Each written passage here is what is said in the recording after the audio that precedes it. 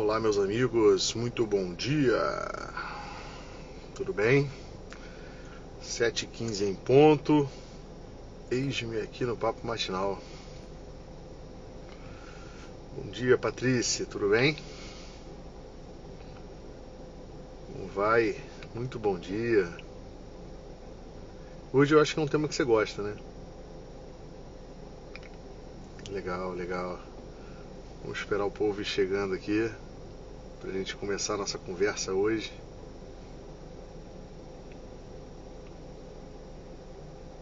Vamos lá.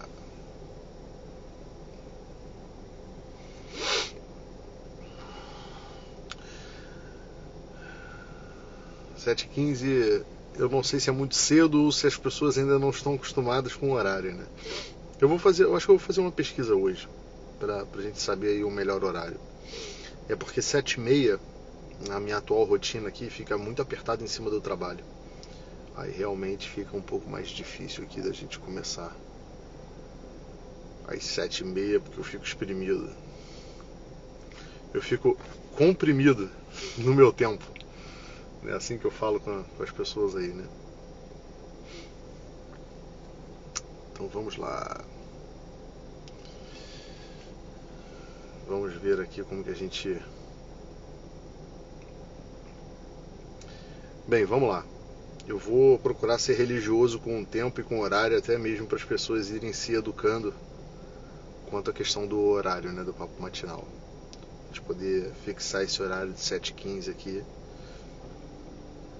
Talvez ali 7h20 fique um pouco melhor, fique possível. 7h30 realmente já esmaga um pouco o meu tempo. Vamos tentar aqui esperar o povo chegar e a gente começa. Vamos lá.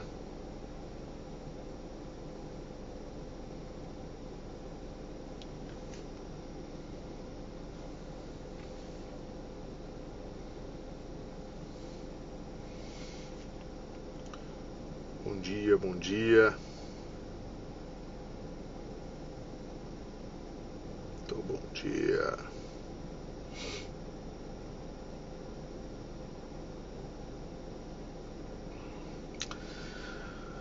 Bem, vamos lá, meus amigos. Vamos começar aqui o nosso papo matinal, né?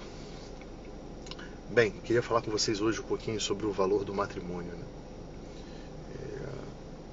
A grande maioria das pessoas sabem aqui, né? Eu atendo todos os casos aqui, vários casos de psicoterapia, né? Comecei atuando muito com pessoas que viviam realidades de vício, mas hoje é muito comum as pessoas virem trazer problemas, principalmente familiares, para as sessões.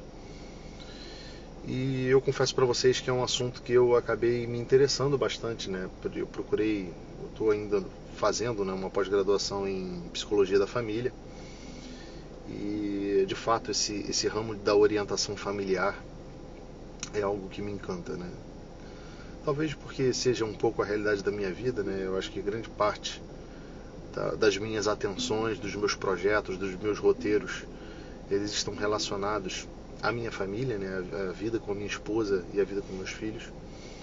Então eu acho que eu tenho já um pouquinho de experiência para trazer aqui para vocês sobre o que deu certo na minha vida, o que não deu certo na minha vida, e associar a isso também a questão do estudo, né?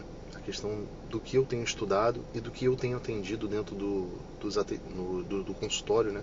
No que tange aos problemas familiares. E é óbvio que o assunto do matrimônio ele é um assunto central nessa história, porque o matrimônio ele é a gênese da família.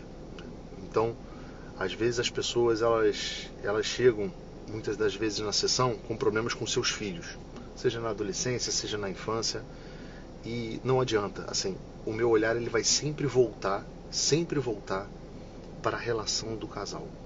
Sabe, não importa o quanto que o problema pareça alheio a isso, essa é a gênese, essa é a raiz aonde está fincado a árvore de uma família, no relacionamento entre o pai e uma mãe, entre um marido e uma mulher.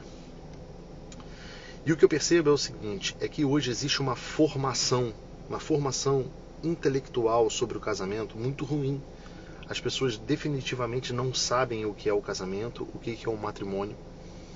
E obviamente que se não há esse conhecimento intelectual, se não há esse entendimento sobre o que é o matrimônio, há um degringolar muito grande, né, em relação a isso, né. Para mim tem sido muito gratificante fazer esse processo todo, porque às vezes eu conheço alguns casais que vêm me procurar assim em frangalhos, né? E eu sou muito favorável da questão de que a psicoterapia ela precisa ter um prazo para acabar, né? A psicoterapia ela não pode ser para sempre.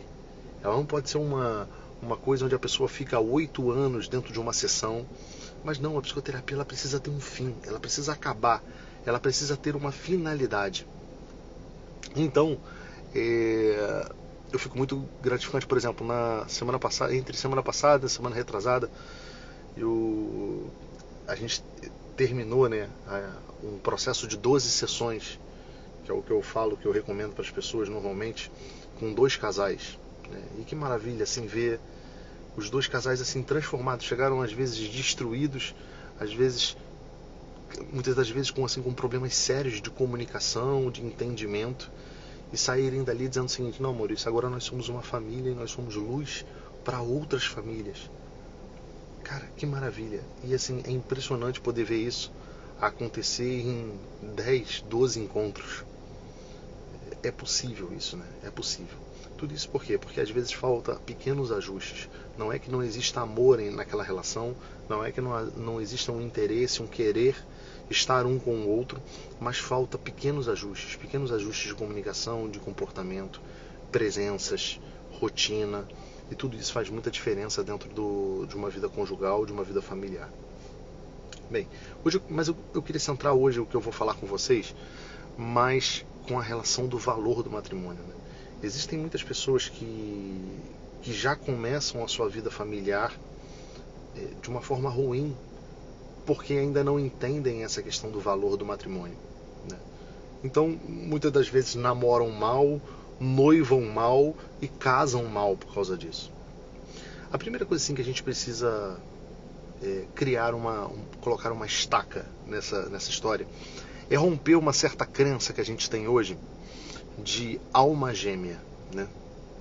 Quem nunca viu um filme falando sobre isso, ou uma novela, ou de repente se embrenhou em literaturas que reforçam muito essa crença?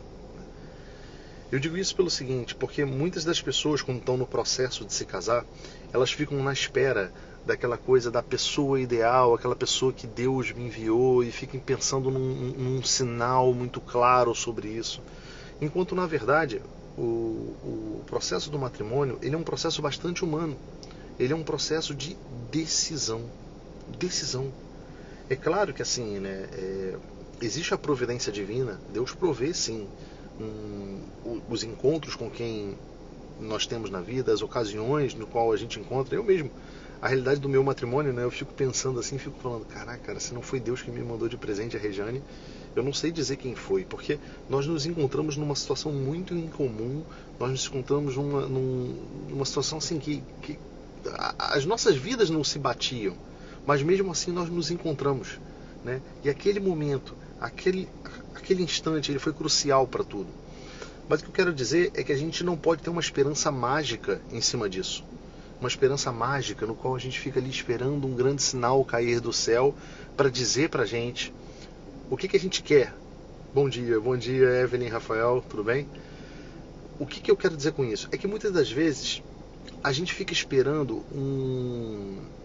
que Deus tome a decisão por nós. Tá entendendo? Essa é a questão. Só que existe uma coisa crucial na nossa vida, que é o seguinte: nós vivemos do amor, e não existe amor sem liberdade. Então Deus nos confere uma liberdade para que nós façamos a nossa escolha. E isso acontece também quando a gente vai se casar. Então um casamento ele é sobretudo uma escolha. Eu depois vou conversar com vocês sobre um vídeo que eu vi do Padre Fábio de Mello. E depois eu vou passar aqui para vocês, vou fazer uma reação a esse vídeo. Porque assim, cara, é impressionante como eu discordo de tudo que ele falou. Porque para mim, grande parte dos problemas do casamento hoje, eles estão exatamente aí, né? Nessa visão que a gente tem da vida, de que a vida ela é para ser gozada. Eu não estou dizendo que na vida nós não temos gozos e alegrias, né? Que nós não devemos, de alguma forma, usufruir da vida, gostar da vida. Mas o que eu quero dizer para vocês é o seguinte, é que se a gente coloca o gozar a vida, né, em última instância o prazer, como a finalidade das nossas ações, nós sempre experimentaremos uma angústia. Todo prazer, ele tem a característica de ser finito, porque ele está no mundo, está no tempo. E nós, seres humanos, nós somos seres criados para a eternidade. Então veja, assim, é claro que eu gosto, por exemplo, de tomar um sorvete, de comer uma torta de limão. É claro que eu gosto de viver momentos prazerosos aqui numa praia, de curtir umas férias. É claro que é gostoso, né, viver uma relação de intimidade com a minha esposa. Tudo isso tem prazer envolvido. Mas se eu fico numa tentativa de acumular essas ocasiões de prazer, eu sempre vou viver angustiado. E isso, cara, não precisou chegar ao cristianismo para perceber isso. Isso os gregos já percebiam, né? Quando eles percebem que o amor eros, né, esse amor do sentido, ele não consegue dar conta da sede da vida humana, da sede que existe no coração do homem. O prazer, ele tem essa característica de ser um ápice, e logo depois da satisfação a gente sentir que ainda não está completo. Talvez tenha sido isso que tenha feito, de alguma forma, Santo Agostinho clamar, né, quando ele diz, né, que o nosso coração está inquieto e ele não repousa enquanto ele não descansa em Deus. Porque o homem, ele tem essa sede da eternidade. Uma sede da eternidade. Até com os prazeres nós tentamos fazer isso. Nós tentamos eternizar aqueles momentos alegres, aqueles momentos felizes, mas muitas das vezes isso não é possível, tá? Muitas das vezes eternizar esses momentos não é possível, porque nós estamos no tempo, e no tempo as coisas se gastam. Então, muitas das vezes as pessoas entram num casamento com essa mentalidade, com a mentalidade que o casamento, ele é um momento de prazer, ele é um momento de felicidade. Então as pessoas, elas fazem um movimento contrário que deveria acontecer. Elas entram no casamento com a esperança de serem felizes, com a esperança de se realizarem. Então elas têm uma lista de exigências internas no coração dela, que entra no casamento dizendo o seguinte: o meu marido tem que ser um provedor, o meu marido tem que ser bonitão, e ele tem que estar limpinho 100% do dia, e ele tem que ser aquela pessoa que todos os dias me trata como uma princesa. E, assim, isso é a expectativa da cabeça da mulher, né? E na cabeça do homem também. O homem fica, não, minha mulher, ela é linda, e ela tem que estar sempre me recebendo com doçura dentro de casa, ela tem que estar sempre de bom humor, ela tem que estar sempre arrumada. E aí a gente vai criando uma série de exigências para o próximo. A Bruna está colocando aqui atrasado, vou ter que ouvir desde o início gravado. Vai mesmo. Porque dos pacientes eu cobro isso aí. Mas que bom que você está aqui. Sua presença muito me deixa alegre, né? Feliz. Mas veja, é importante isso, sabe? É importante a gente ter essa questão do valor, assim, né? Perceber que a gente não pode entrar num casamento com essa esperança baixa de realização própria. O casamento, ele é exatamente o contrário disso. O matrimônio, ele é exatamente o contrário disso. O matrimônio, ele é uma missão. Ele é um altar de sacrifício. Ele é um campo de batalha. Ele não é o lugar onde você vai para repousar, apesar de ter ocasiões de repouso dentro do casamento, mas ele é o lugar onde você vai trabalhar. É o opus, né? É o momento do opus da tua vida. Por isso que o matrimônio, ele é um chamado, ele é uma missão, ele é um trabalho nessa vida. Então, só de entender isso, a gente já resolve muitas neuroses de casais e muitos casos que necessitam de uma orientação familiar. Quando a gente entende que a gente vai para o casamento para realizar nossa vida, mas para realizar em um trabalho, em uma entrega, em um sacrifício, e não para o casamento para nos autorrealizar. Não ir para um casamento para nos preenchermos. Se fazemos isso, nós estamos fadados a um sofrimento, a uma infelicidade. A uma infelicidade. Por quê? Porque não há nada que pode realmente preencher teu coração por completo. Essa vida aqui, meus amigos, ela é uma vida de fluxo. Ela é um movimento. Ela é um caminho. Vocês já experimentaram observar assim como que é andar de bicicleta, por exemplo? Andar de bicicleta precisa desse movimento do pedalar. Se você para de pedalar, você perde o equilíbrio e você cai. Ou seja, o equilíbrio da vida, ele se parece ao equilíbrio de quem anda de bicicleta, né? É o equilíbrio do movimento. É necessário você continuar vivendo esse processo do deixar de ser, vir a ser, deixar de ser, vir a ser, deixar de ser, vir a ser. O dia que isso acabar, você entrou na eternidade. Você entrou onde as coisas já não mudam mais. Só que no tempo é necessário viver esse processo. Então o casamento, meus queridos, o casamento, ele é essa ocasião. E se nós entramos no casamento com esse pensamento, esse olhar para dentro do nosso próprio peito, querendo se realizar, vocês podem ter certeza que ali não haverá amor, que ali haverá muito sofrimento. O casamento, ele é uma ocasião de missão, uma ocasião de entrega. E aí a gente entra na questão do que é o amor, né? Então, todo mundo sabe que para existir um casamento, para existir um matrimônio, é necessário o amor. O problema, muitas das vezes, ele está no que as pessoas entendem como amor. Elas entendem errado o que é o amor. Na verdade, o português não ajuda muito nessa questão, né? Porque o português, ele não torna muito claro o que é amor. A gente chama de amor muitas coisas, então a definição de amor fica muito abrangente. A gente chama de amor a relação sexual, a gente chama de amor quando a gente vai comer no McDonald's, né? Eu amo muito tudo isso. A gente chama de amor quando a gente come um chocolate, tudo é amor. Então, de que amor que a gente está falando? De que amor que a gente está falando? Ora, o que pode salvar um pouco o nosso intelecto, o nosso coração, o nosso entendimento diante disso, é a gente perceber uma estrutura central do amor. O amor, ele tem sempre essa característica, né? O amor, ele é sempre um sacrifício, tá? Sempre um sacrifício, ele é sempre uma entrega. Uma outra característica do amor é que o amor, ele sempre transforma o amante no amado. O ser humano, ele tem essa característica, né? Quando a gente ama alguma coisa, nós vamos nos transformando naquilo que a gente ama. E o amor, né? Exatamente por esse motivo anterior, o amor, ele é sempre uma presença. Ele é sempre uma presença que transforma. Ele requer esse tempo de presença. Então o que eu quero dizer para vocês? Uma máxima assim, que é muito importante a gente ter na mente é o seguinte: quando a gente se casa, quase nunca, quando a gente se casa por amor. Tá? A gente se casa porque deseja a outra pessoa, porque quer bem a outra pessoa, porque a gente gosta da outra pessoa, porque está apaixonado pela outra pessoa, porque deseja a outra pessoa. Agora, o amor propriamente, na ocasião do casamento, ele ainda é uma promessa, ele é uma aposta. Porque o amor, ele depende da vontade humana. Se eu quero amar alguma coisa, o que eu preciso fazer, Maurício?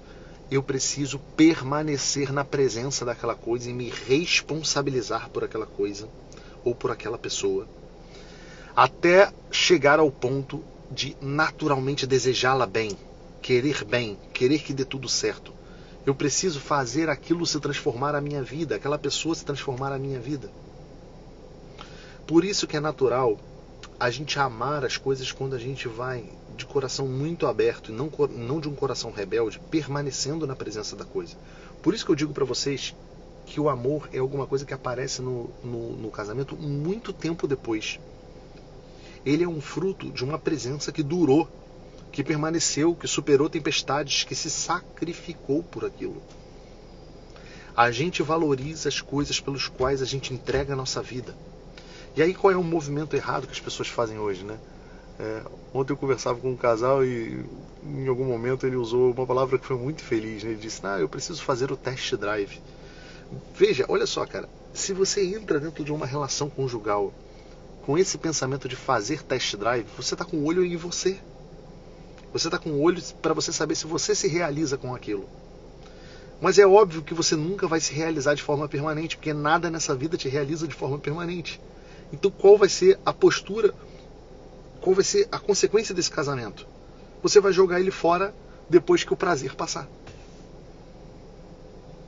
Ou depois que ele já não te der aquela satisfação que você queria ter durante um certo tipo de tempo. O casamento ele começa com um compromisso e uma promessa. Por quê? Porque você precisa permanecer ali para ele dar certo, ainda quando as coisas estiverem ruins. Então, 2 grandes princípios que eu vou me prender hoje, e não vai dar tempo de falar muito mais do que isso. O casamento, ele não é um parque de diversões, um lugar onde você vai ser feliz. É claro que existe felicidade no casamento, tá? Não quero tirar isso aqui de vocês, não. Mas o que eu quero dizer é que isso não pode ser o objetivo principal do casamento. Não pode ser o objetivo primordial. Você não pode entrar no casamento para ser feliz. Se você fizer isso, o teu casamento está fadado ao fracasso. O casamento ele é um campo de missão, ele é um campo de batalha. Ele é onde você vai entregar sua vida e onde você vai lutar por uma melhora pessoal, para melhor servir um outro, para melhor fazer um outro feliz. É uma entrega. Esse é o primeiro princípio, né? E um segundo princípio disso tudo é nós percebermos que o casamento ele é esse ambiente de transformação, né? Você vai se transformando no objeto que você ama. E você precisa, né, de alguma forma, conceder tempo para a coisa. Você precisa permanecer ali, ainda quando aquilo não está muito bem. Ainda quando aquilo ainda só é dor em algum aspecto, enquanto aquilo é sacrifício. Porque para você chegar ao amor, você vai precisar passar por momentos que você desejou e por momentos que você não desejou, permanecendo na presença. Por isso que o casamento ele começa com uma promessa. Porque o amor ele é fruto de uma vontade. O amor não é fruto de um desejo. Ainda que o desejo ajude no amor. Você quer ver uma experiência interessante aqui? Só para ficar uma comparação mais fácil. Eu quando era criança, eu não gostava de uma série de alimentos, né? Então, eu não gostava de legumes, por exemplo, verduras, essas coisas. E assim, meus pais eles sempre tiveram uma educação muito preocupada comigo, mas assim, me forçaram um pouco as coisas, né? Era filho único, né? Dá um desconto aí pra minha mãe e pro meu pai. Mas me forçaram um pouco as coisas, né? Só que aconteceu, com 14, 15 anos eu entrei pro quartel, né? E no quartel você não escolhe sua comida. A comida é a comida que tem no dia. E obviamente também quando você vai chegando aos 15, 16, 17 anos, você começa a ter uma preocupação maior com a estética, com a saúde, essas coisas, você vai ficando mais consciente. E aí você vai precisando escolher melhor seus alimentos, não só pelo sabor, não só pelo prazer, né? Mas pelo valor funcional dele, nutricional, pelo valor também. O que acontece? Eu comecei a começar um movimento para começar a comer essas coisas, né? E é óbvio que no início, quando você começa a comer legumes assim e você não gosta daquilo, você não gosta daquilo, né? Você continua sendo ruim. Até algumas coisas boas funcionam assim também, né? Patrícia perguntando aqui se tem diferença essa visão para casamentos sacramentados e não sacramentados. Tem uma diferença muito grande. Só que eu não vou abordar isso hoje, tá, Patrícia? Porque é um assunto vasto. De repente a gente faz isso do papo matinal de amanhã, porque é um assunto vasto. Eu não vou conseguir abordar ele aqui, tá bom? Então veja, voltando aqui ao raciocínio, eu tinha essa questão do alimento que eu não gostava. E aí o que você vai fazendo? Você vai se forçando a comer, se forçando a comer, se forçando a comer, se forçando a comer. E existe até um momento em que aquilo já não é mais tão desgostoso para você. Já não é mais ruim. Você já tolera. E chega um ponto, às vezes, que você já começa até a gostar daquilo. Isso aconteceu comigo, por exemplo, com japonês, né? Comida japonesa. Eu na minha viagem de ouro em 2007, 2007, 2008 ali, eu fui ao Japão e eu não comi comida japonesa. Mas depois, por um amor maior, né, quando eu conheci minha esposa gostava e eu não queria dizer que eu não gostava, eu comecei a me forçar a comer. Cara, hoje eu gosto. Então veja como que o amor ele é fruto de uma vontade e ele é fruto de uma duração. Eu fui permanecendo na presença daquilo e fui deixando me temperar daquilo, me transformar daquilo, até que aquilo me permite um certo desejo. Tá entendendo? Me permite um certo desejo. Meus queridos, no casamento é assim também. Aí você vai dizer, Maurício, mas eu tô já há um tempo já com meu marido ou com a minha esposa e eu tenho feito isso, assim, eu tenho tolerado, suportado e não funciona. Cara, mas você faz isso com um espírito de revolta. Você faz isso sem querer fazer isso, sem permitir que aquela presença te transforme. Você faz isso com birra. Você faz isso querendo dar recadinho pro outro. Você faz isso quase que estipulando uma guerra contra outra pessoa. Então o amor é permanecer na presença até que aquela presença comece a te transformar. Nesse processo, você vai precisar deixar morrer muitas coisas em você que você gosta. Você vai precisar aprender a ir por lugares que você não quer ir. Fazer coisas que você não quer fazer. Deixar se temperar e se transformar em coisas que você não quer se transformar, pela felicidade do outro. No passo final da vida com Cristo, ele vai chegar nesse ponto e ele vai dizer uma coisa muito interessante, assim, sabe? Muito legal. Quando Cristo, depois que passa a paixão e tudo, e ele aparece de novo a Pedro, ele convoca Pedro para segui-lo, né? Agora, numa nova missão praticamente, ele vai dizer o seguinte, que quando chegar o tempo, tu irás por lugares onde tu não queres ir. Esse é o caminho do meu amor, meus amigos. O caminho do amor muitas das vezes é ir por lugares que não queremos ir. Mas a gente precisa ter uma atitude consciente, uma fidelidade às nossas promessas. Por isso o casamento começa numa promessa. Por isso, aí entra um pouco já na pergunta da Patrícia, para a gente poder deixar o gostinho para amanhã. Por isso, casamentos não sacramentados são tão complicados. Por isso é tão complicado esse esquema de vou fazer test drive. Porque você usufrui do prazer, dos gostos, do sabor do casamento, sem antes fazer suas promessas. Sem antes comprometer realmente até a morte a tua vontade. E aí sabe o que acontece? O desejo, ele é importante. Ele precisa, ele ajuda no casamento. Por quê? Porque é mais fácil permanecer na presença de alguma coisa que você deseja. Então, quando você casa ainda apaixonado, você tem ali um tempo da duração de uma paixão, né? 1, 2 anos, não é assim? Você tem esse tempo ali que já te adianta no caminho do amor. Tá? Já te adianta no caminho do amor. Mas o que as pessoas fazem? Elas gastam o desejo antes do casamento. E quando elas entram no casamento, elas precisam permanecer. É duro demais conviver com uma pessoa que tem desejos diferentes, gostos diferentes, e você já não tem mais aquela atração. Você já não tem mais aquele querer. Aí não é que construir o amor passa a ser impossível, mas fica muito mais difícil. Tá bom, meus amigos, eu não vou estender muito mais o papo matinal. Vou manter aqui 7h45. Aqui a gente já até foi demais, tá? E amanhã a gente conversa um pouco sobre essa questão do sacramento, né? Do matrimônio, tá bom? Um grande abraço para vocês, fiquem com Deus, um bom dia, até mais.